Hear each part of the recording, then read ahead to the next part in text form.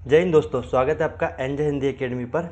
दोस्तों, हमारी top 60 topic वाली सीरीज जो चल रही है उसमें हमने यूनिट 10 यानी ऑलमोस्ट 5 क्लासेस हमने उसमें कर लिए, जिसमें यूनिट 10 पूरा कंप्लीट मैंने आपको बता दिया है। कल मैंने आपको यूनिट 10 के पीवाईक्यूज भी करा दिए 2020 से 2025 तक।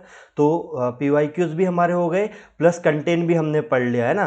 तो यूनिट 10 हमारी पूरी तरीके से कंप्लीट हो चुकी है उस टॉप 60 टॉपिक वाली क्लासेस में। अब हमारा जो अगली यूनिट है यानी आज जो हमारी 6 क्लास है, तो उसमें हम आज 6 क्लास में बात करेंगे यूनिट 9 की। यूनिट 9 की बात करते, देखो मैंने आपको एक चीज़ बताई थी जब यूनिट 10 भी मैंने स्टार्ट किया था, तो मैंने उस समय एक ही बात आपको बताई थी कि भाई किसी चीज़ को स्टार्ट करने से पहले हमें क्या चीज़ों पर ध्यान देना है। तो यूनिट 9 आपको पता है निबंध हमारे जुड़े हुए, क्या है यूनिट 9 में? निबंध जुड़े हुए। अब जो निबंध के जो निबंध जोड़े हैं यानी जो निबंध हमारे सिलेबस में जुड़े हुए यूनिट 9 में, उनके जो रचनाकार है उन रचनाकारों का जन्म वर्ष, प्रकाशन, जन्म वर्ष क्रम वाइज याद करो, है ना। यानी कि देखो हर यूनिट में आपको यही करना है, यूनिट 5 से लगाकर यूनिट 10 तक यही करना है कि जो रचनाकार हमारे सिलेबस इस यूनिट में जुड़े हुए उनको प्रकाशन वर्ष के उनके जन्म वर्ष के आधार पर उनको क्रम वाइज जमाओ, और फिर जो उनकी रचनाएं हमारे उसी यूनिट में जुड़ी हुई है उनकी रचनाओं को प्रकाशन वर्ष के आधार पर देखो। सबसे पहले कोई भी यूनिट उठाओ तो सबसे पहले ये दो काम करना, पहला जो रचनाकार जुड़े उनके जन्म वर्ष के आधार पर क्रम वाइज, और उनकी रचनाओं को प्रकाशन वर्ष के आधार पर क्रम वाइज जो रचना हमारे उस यूनिट में जुड़ी हुई है। ये दो काम करोगे तो यहां से ऑलमोस्ट हर यूनिट से अगर मुझे लगता है 8 क्वेश्चन या 10 क्वेश्चन आ रहे तो उसमें से 3 क्वेश्चन आपके बस इन दो जगह से आ जाएंगे ना, ये मेरा वादा है। दो जगह, इन दो तरीके से आप उस यूनिट के 2 से 3 क्वेश्चन वैसे ही सही कर दोगे ना। तो ज़्यादा कोई इतना हमारा मतलब लोड वाला काम है नहीं, इसलिए मैं आप लोगों को बता दूं कि इसको हम क्या करेंगे, इसको अब हम आगे पढ़ेंगे ना।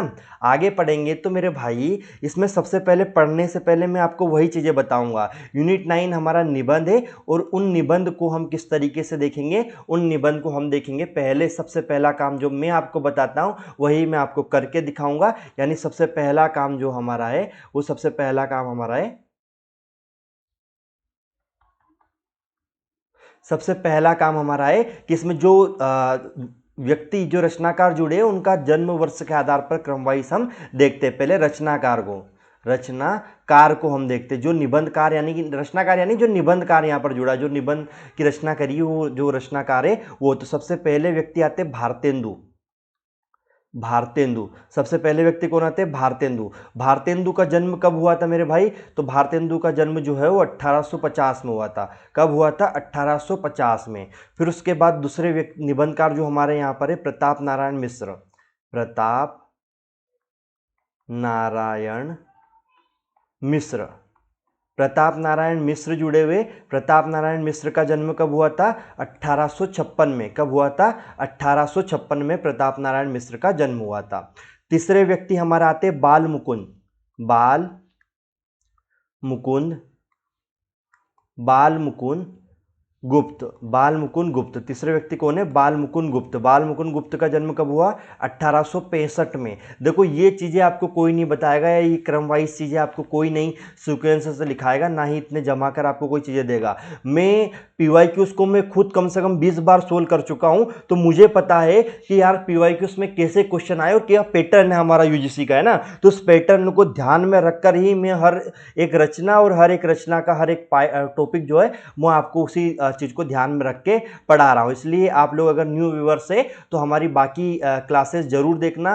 प्लेलिस्ट पे आपको सारे पीवाईक्यूज और सारी बाकी क्लासेस मिल जाएगी, तो उनको जरूर विजिट करना। और अगर आप नए व्यूअर्स है तो चैनल को सब्सक्राइब भी करना। एक चीज़ और सर, ये सारे जो नोट्स आप और जो पीवाईक्यूज है ये मिलेंगे कहाँ मेरे भाई? टेलीग्राम पे मिलेंगे। टेलीग्राम कहाँ है सर? इस वीडियो के डिस्क्रिप्शन में आपको एक लिंक मिलेगी टेलीग्राम की, उस पर जाइए, ज्वाइन कीजिए, है ना। अभी मैं आपको ये जो हमारा कमेंट है, इस कमेंट में भी मैं वो लिंक पिन कर दूंगा आपको, है ना। तो आपको कमेंट बॉक्स में भी वो लिंक मिल जाएगी ताकि आप लोग उसको ज्वाइन कर पाओ, ठीक है। बाल मुकुंद गुप्त के बाद आते हैं अध्यापक। अध्यापक पूर्ण सिंह। अध्यापक पूर्णसी। अध्यापक पूर्णसी जो है, अध्यापक पूर्णसी का जन्म प्रकाशन वर्ष क्या हुआ था? 1881 में। यह जन्म वर्ष क्या है? 1881। अध्यापक पूर्णसी के बाद है रामचंद्र शुक्ल। कौन है? रामचंद्र शुक्ल। रामचंद्र शुक्ल का जन्म कब हुआ था? आपको सबको पता है रामचंद्र शुक्ल का जन्म 1884 में हुआ था। ये सबको याद भी होना चाहिए शुक्ल जी के बारे में। फिर आते हैं हजारी प्रसाद द्विवेदी। हजारी प्रसाद द्विवेदी, द्विवेदी, हजारी प्रसाद द्विवेदी है ना। हजारी प्रसाद द्विवेदी का जन्म कब हुआ था मेरे भाई? तो जब हमारे बच्चन साहब का या महादेवी वर्मा का जन्म हुआ था तभी इनका हुआ था 1907 में ना। फिर अगले व्यक्ति कौन आते हैं हमारे? विवेकी राय। कौन है? विवेकी राय। विवेकी राय। विवेकी राय जो है, विवेकी राय का जन्म कब हुआ था? 1924 में। विवेकी राय का जन्म कब हुआ? 1924 में। फिर उसके बाद विवेकी राय के बाद हमारा जो है वो विद्यानिवास मिश्र। विद्यानिवास मिश्र। विद्यानिवास मिश्र का जन्म कब हुआ? विद्यानिवास मिश्र का जन्म है 1926 में। कब हुआ? 1926 में। फिर उसके बाद हमारा आता है नामवरसी। नामवरसी। नामवरसी का जन्म कब हुआ? तो नामवरसी का जन्म जो है वो 1926 में। इनका भी जन्म कब हुआ? 1926 में। और फिर आते कुबेरनाथ राय। कुबेरनाथ राय। कुबेरनाथ रॉय का जन्म कब हुआ? 1935 में। तो ये 10 निबंधकार हमारे सिलेबस में जुड़े हुए। इन निबंधकारों का जन्म वर्ष के आधार पर क्रम वाइज आपको याद रखना है। मैं फिर रिपीट कर रहा हूं एक बार। भारतेंदु हरिश्चंद्र का जन्म 1850 में। प्रताप नारायण मिश्र का जन्म 1856 में। मुकुंद गुप्त का जन्म 1865। अध्यापक पूर्णसी का जन्म 1881। रामचंद्र शुक्ल का जन्म 1884। हजारी प्रसाद द्विवेदी का जन्म 1907 है। सॉरी 1907 है ना, ये वही तो कहूँ 1907 है ना। विवेकी राय का जन्म 1924। विद्यानिवास मिश्र का जन्म 1926। नामवरसी का जन्म भी 1926। और हमारे कुबेरनाथ राय का जो जन्म है वो भी कब हुआ? 1935 में हुआ है ना। तो ये यूनिट 9 के प्रमुख निबंधकार है जिनको जन्म वर्ष के आधार पर मैंने आपको यहाँ पर बता दिया। अब इनकी रचनाएं यानी प्रमुख निबंध हमारे इस यूनिट में कौन कौन से जुड़े हुए हैं ना। सेकंड नंबर पे क्या देखते? प्रमुख निबंध। प्रमुख निबंध कहो या प्रमुख रचनाएं, निबंध कहो या प्रमुख रचनाएं है ना, जो हमारी यूनिट 9 में जुड़ी है उनको उनके प्रकाशन वर्ष के आधार पर हम देख लेते हैं ना। प्रकाशन वर्ष के आधार पर पहला है दिल्ली दरबार। दिल्ली दरबार। पहला क्या है? दिल्ली दरबार है ना। पहला क्या है? दिल्ली दरबार। दिल्ली दरबार कब हुआ था? 1877 में। दिल्ली दरबार कब हुआ? 1877। दूसरा भारतवर्ष। भारत वर्षोन्नति। दूसरा है भारत वर्षोन्नति कैसे हो सकती है? कैसे हो सकती है? भारत वर्षोन्नति कैसे हो सकती है? ये कब हुआ हमारा? 1884 में। भारत वर्षोन्नति कब हो सकती है? 1884 है ना। फिर उसके बाद आता है शिव शंभू के चिट्ठे। शिव शंभू के चिट्ठे।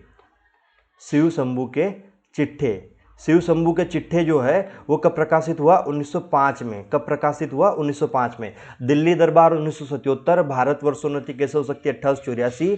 शिव शंभू के चिट्ठे 1905 में। उसके बाद हमारा आता है चौथे नंबर पर क्या आता है? कविता क्या है? चौथे नंबर पर कौन सा निबंध आता है? कविता क्या है? कविता क्या है? कविता क्या है? रामचंद्र शुक्ल का, याद रखना, 1909 में प्रकाशित हुआ। कब हुआ? 1909 में प्रकाशित हुआ। फिर उसके बाद हमारा आता है मजदूरी और प्रेम। मजदूरी और प्रेम। मजदूरी और प्रेम हमारा जो है ये कब प्रकाशित हुआ मेरे भाई? मजदूरी और प्रेम ये 1912 में प्रकाशित हुआ। कब हुआ? 1912 में प्रकाशित हुआ। मजदूरी और प्रेम कब प्रकाशित हुआ? 1912 में है ना। मजदूरी और प्रेम के बाद आता है शिवमूर्ति। कौन सा आता है? शिवमूर्ति। शिवमूर्ति। मजदूरी और प्रेम के बाद आता है शिवमूर्ति। शिवमूर्ति कब प्रकाशित हुआ? 1856 में। कब प्रकाशित हुआ? 1856 में। फिर उसके बाद आता है नाखून क्यों बढ़ते हैं? नाखून क्यों बढ़ते हैं? नाखून क्यों बढ़ते? नाखून क्यों बढ़ते कब प्रकाशित हुआ? 1951 में। नाखून क्यों बढ़ते कब प्रकाशित हुआ? 1951 में प्रकाशित हुआ है ना। अच्छा, एक चीज़ ये, इसमें शिवमूर्ति को प्रकाशन वर्ष कोई क्लियर नहीं है, इसका प्रकाशन वर्ष आप मत लिखना, ये थोड़ा सा कंफ्यूजन वाला इसका प्रकाशन वर्ष है ना। इसका प्रकाशन वर्ष इसलिए कंफ्यूजन वाला है कि इसमें प्रकाशन वर्ष हमें करेक्ट नहीं मिलता। इसका प्रकाशन क्या मिलता है कि भाई 19वीं शताब्दी के अंत में ये बताया जाता है ना, 19वीं शताब्दी के अंत में,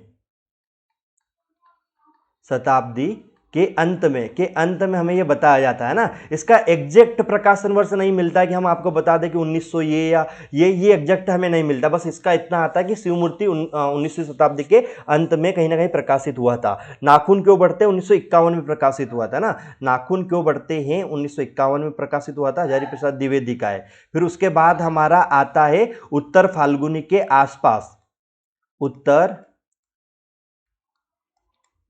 फाल्गुनी के आसपास, उत्तर फाल्गुनी के आसपास जो है हमारा, ये कब प्रकाशित हुआ था, 1973 में प्रकाशित हुआ था। कब प्रकाशित हुआ था, 1973 में, उत्तर फाल्गुनी के आसपास 1973 में प्रकाशित हुआ था। मेरे राम का मुकुट भीग रहा, मेरे राम का मुकुट भीग रहा, मेरे राम का मुकुट भीग रहा, ये कब प्रकाशित हुआ था, ये प्रकाशित हुआ था 1974 में। मेरे राम का मुकुट भीग रहा 1974 में। और उसके बाद आता है संस्कृति और सौंदर्य, संस्कृति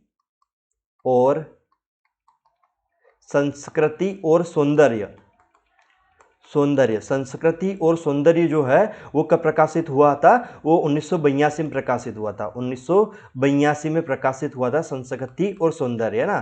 फिर उसके बाद आता है उठ जाग मुसाफिर, उठ जाग मुसाफिर, उठ जाग मुसाफिर कब प्रकाशित हुआ था, 2012 में प्रकाशित हुआ था, 2012 में प्रकाशित हुआ था उठ जाग मुसाफिर, है ना। तो टोटल हमारे कितने निबंध हो गए, 11 निबंध, है ना। टोटल कितने निबंध हो गए, 11। रचनाकार कितने, 10। तो फिर आप कहोगे सर ये एक और एक्स्ट्रा किसका है, भारतेंदु के यहाँ 2 निबंध है ना, एक दिल्ली दरबार और एक भारत वर्षोन्नति केशव शक्ति, ये 2 भारतेंदु हरिश्चंद्र के, बाकी सबका एक एक यहाँ पर जुड़ा हुआ है ना। एक बार फिर से रिपीट कर देता हूँ, दिल्ली दरबार 1877 में प्रकाशित हुआ था, भारतेंदु जी का है। भारत वर्षोन्नति केशव शक्ति 1884 में प्रकाशित हुआ था, भारतेंदु जी का है। फिर उसके बाद हमारा आता है शिव शंभू के चिट्ठे 1905 में प्रकाशित हुआ था, बाल मुकुंद गुप्त का है ये। कविता क्या है 1909 में प्रकाशित हुआ था, शुक्ल जी का है। मजदूरी और प्रेम अध्यापक पूर्ण सिक्का है 1912 में प्रकाशित हुआ था। शिवमूर्ति 19वीं शताब्दी के अंत में प्रकाशित हुआ था। प्रताप नारायण मिश्र का यह निबंध याद रखना जो मैं बताता जा रहा हूं। नाखून क्यों बढ़ते 1951 में प्रकाशित हुआ, हजारी प्रसाद द्विवेदी का है। उत्तर फाल्गुनी के आसपास 1973 में प्रकाशित हुआ था, कुबेरनाथ राय का है। मेरे राम का मुकुट भीग रहा 1974 में प्रकाशित हुआ था, किसका है, विद्यानिवास मिश्र का। संस्कृति और सौंदर्य जो है वो नामवर सिकाए 1982 में प्रकाशित हुआ। और लास्ट वाला उठ जाग मुसाफिर 2012 में प्रकाशित हुआ था। इसका कमेंट आप करके बताना है किसका है, मुझे पता है लेकिन मैं आपको चाह रहा हूं कि आप कितने एक्टिव तरीके से क्लास देख रहे हो, इसलिए इसको कमेंट बॉक्स में बताना कि उठ जाग मुसाफिर किसका जो है निबंध है, यानी कौन सा रचनाकार जो मैंने यहाँ पर नहीं बताया वो बताना कि कौन सा रचनाकार का ये निबंध है। उठ जाग मुसाफिर 2012 में प्रकाशित हुआ था, ठीक है। तो ये प्रमुख रचना और उनके रचनाकार को जन्म वर्ष के आधार पर और उनकी रचनाओं को प्रकाशन वर्ष के आधार पर हमने यहाँ पर देख लिया। ये यूनिट 9 का सबसे पहला पार्ट है। कोई भी यूनिट आप स्टार्ट करो तो मुझे लगता है पहली चीज ही आपको ये देखनी चाहिए कि क्या उसमें आना है या क्या उसमें होने वाला है, ठीक है, ये चीजें। अब हम यूनिट 9 का पहला निबंध स्टार्ट करते हैं और पहला निबंध हमारा है दिल्ली दरबार दर्पण हमारा पहला निबंध है और 1877 में प्रकाशित हुआ। आपको पता है भारतेंदु हरिश्चंद्र का ये है, भारतेंदु हरिश्चंद्र का जन्म 1850 में हुआ, ये भी आपको पता है ना। विषय वस्तु क्या है इसकी, तो 28 अप्रैल 1876 को एक आधिकारिक घोषणा के द्वारा महारानी विक्टोरिया, क्या है, महारानी विक्टोरिया भारत की सामग्री घोषित हुई। और भारत औपचारिक रूप से ब्रिटिश सरकार के अंतर्गत आ गया। इस निबंध में भारतेंदु जी द्वारा 1877 ईस्वी में प्रथम दिल्ली दरबार की रिपोर्टिंग की गई। यह निबंध समाचार शैली में लिखा गया। ये चीज़ें जरूर याद रखना कि निबंध किस शैली में लिखा गया है ना, ये जरूर पूछा जाता है। PYQs उठा के देखोगे तो पता चल जाएगा, जिन्होंने लगाया उनको पता है कि इस प्रकार के निबंध किस प्रकार की चीज़ें आती है। तो उसमें पूछा जाएगा कि जो दिल्ली दरबार दर्पण है वो किस शैली में लिखा गया, तो वो हमारा समाचार पत्र की शैली में लिखा गया है।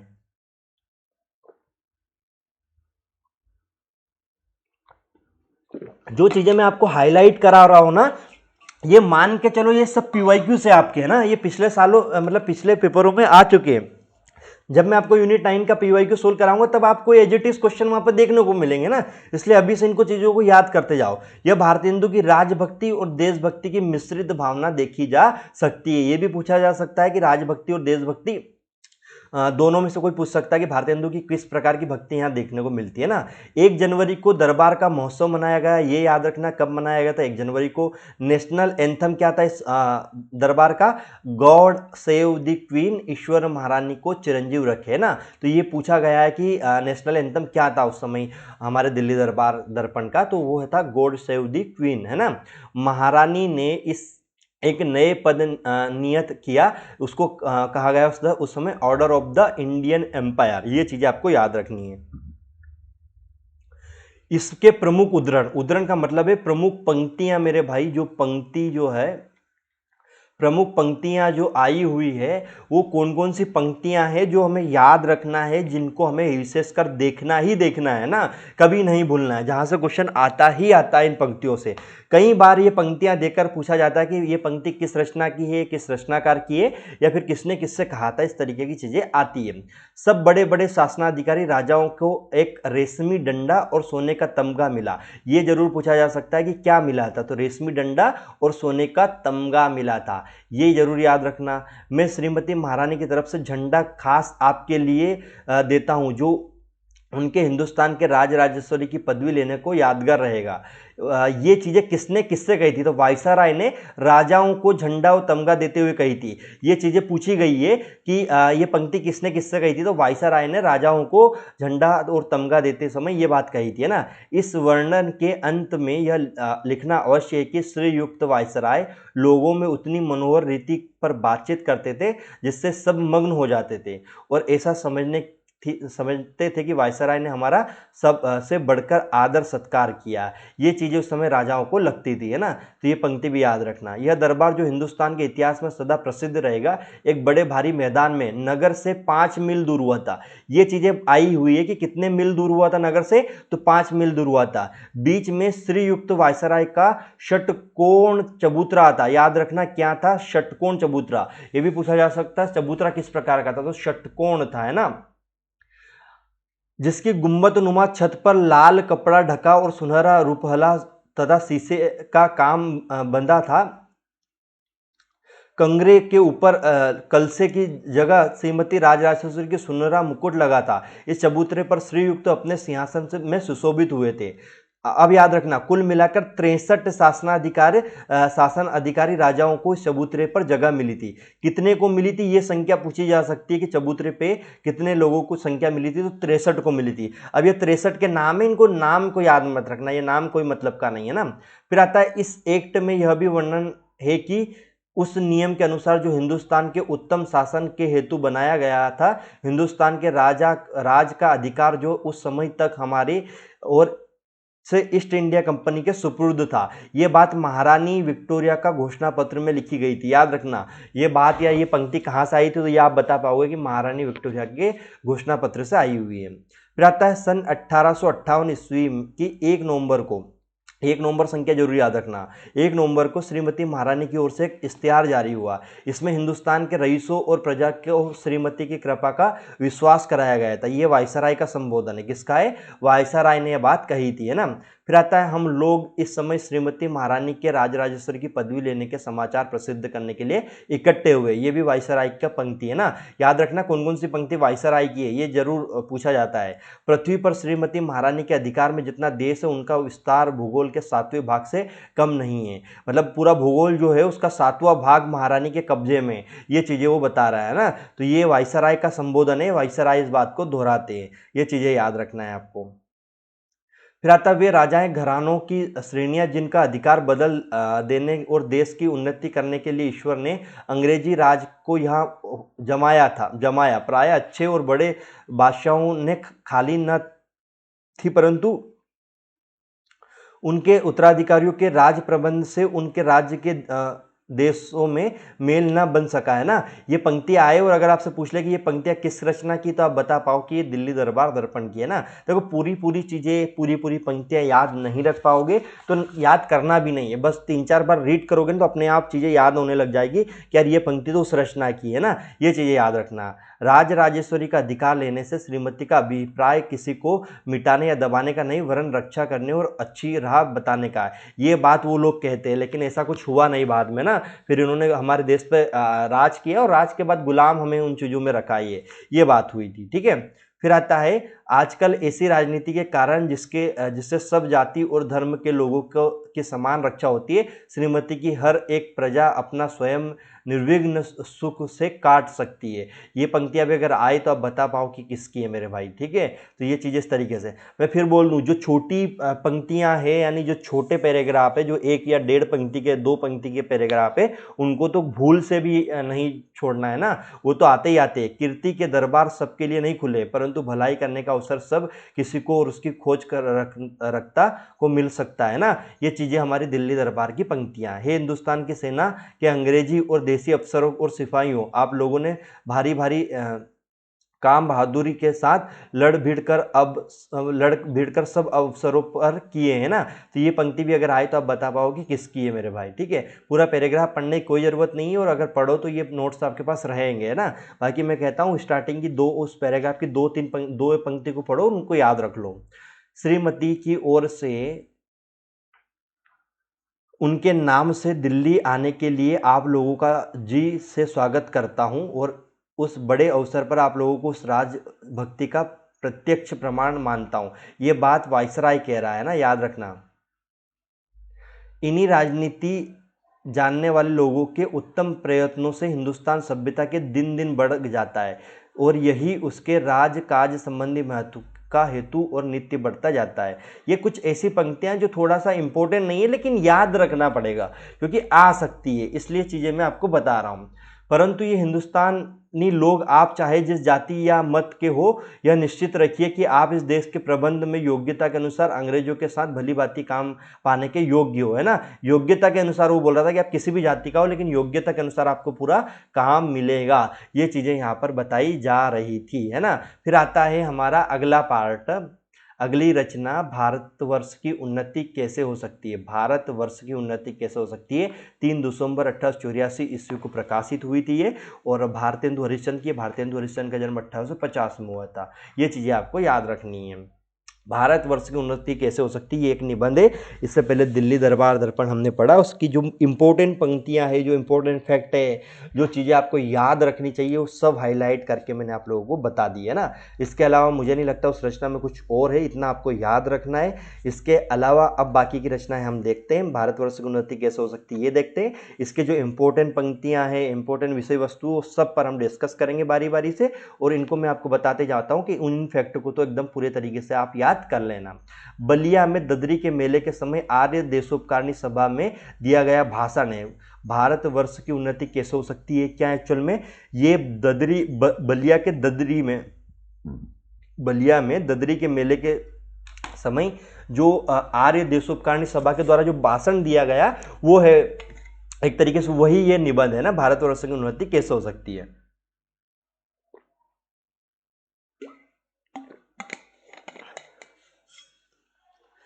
तो याद रखना कि ददरी का मेला कहाँ लगा था, तो बलिया में लगा था, या बलिया में ददरी के मेले में ये चीज़ें हुई थी। तो ये पॉइंट बहुत ज़्यादा आया हुआ है, याद रखना।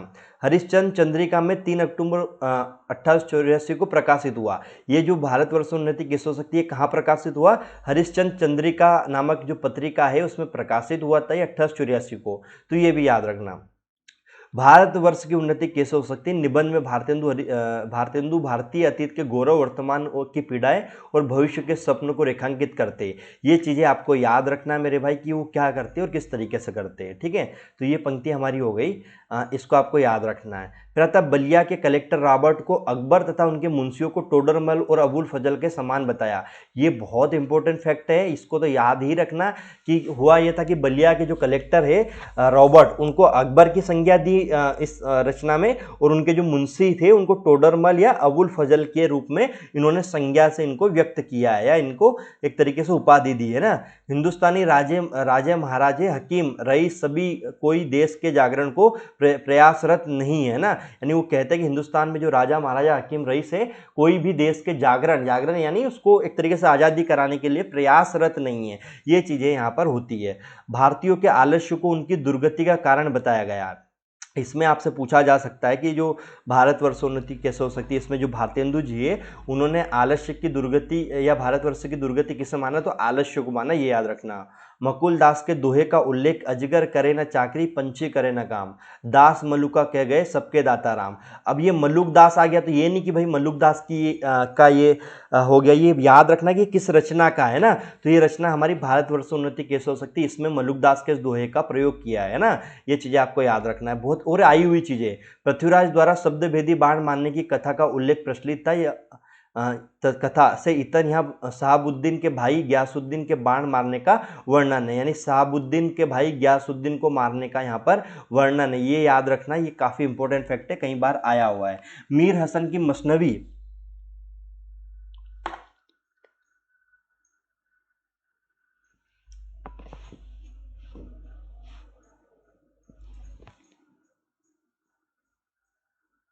मीर हसन जो है, मीर हसन की मसनवी और इंद्र सभा का उल्लेख इन्हीं लड़कों को बिगाड़ने वाले साहित्य माना है ना।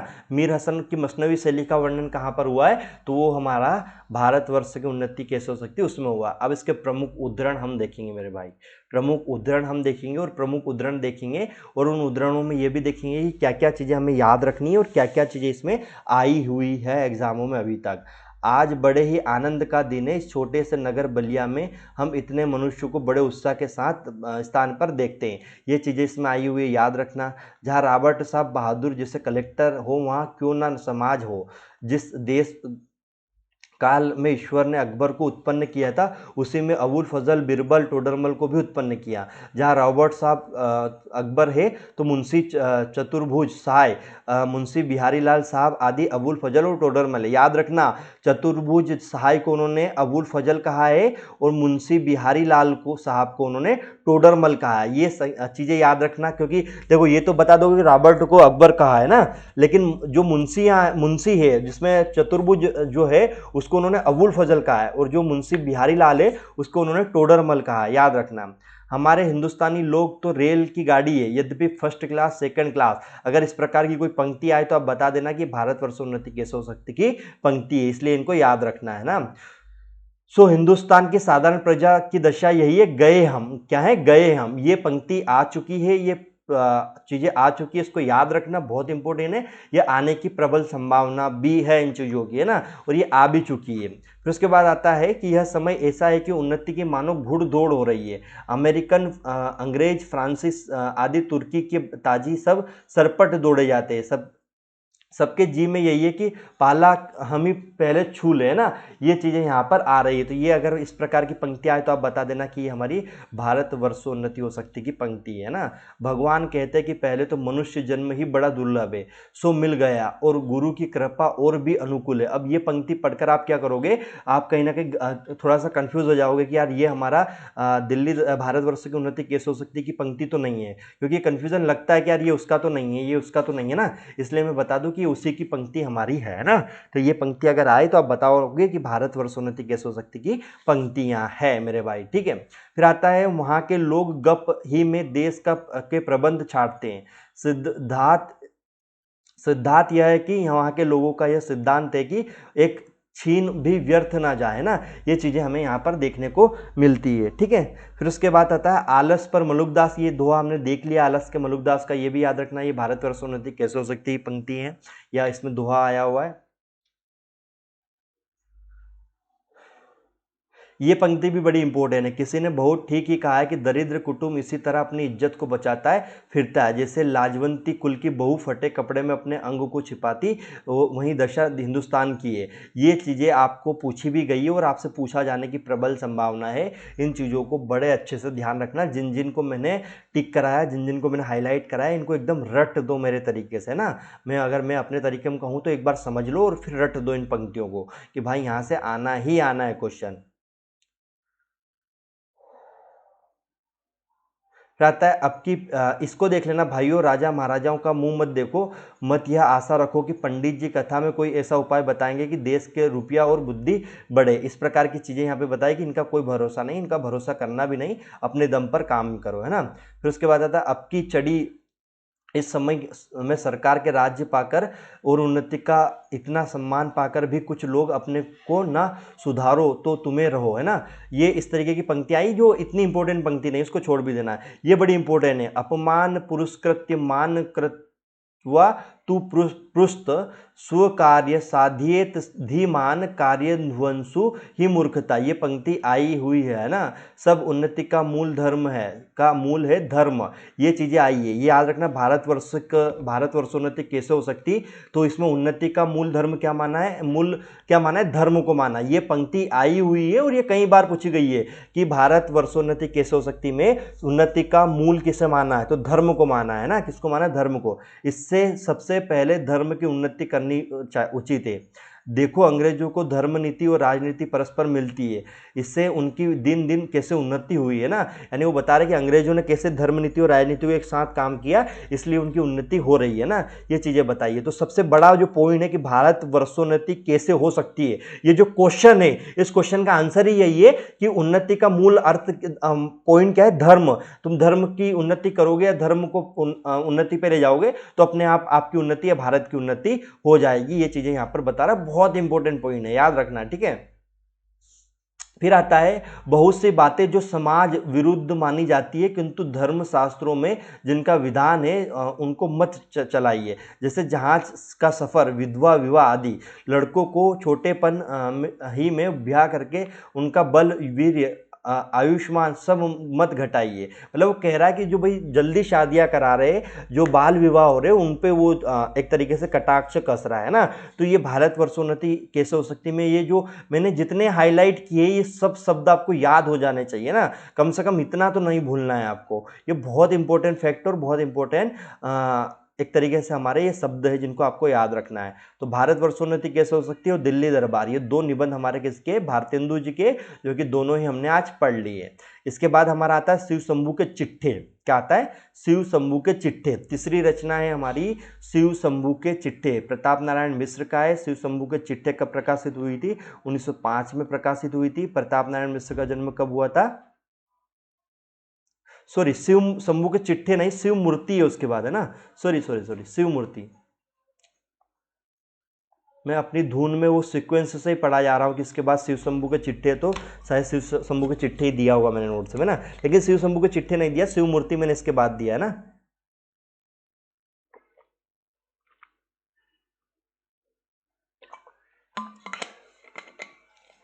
चलो आज के लिए इतना ही रखते हैं, क्या टाइम हो गया है।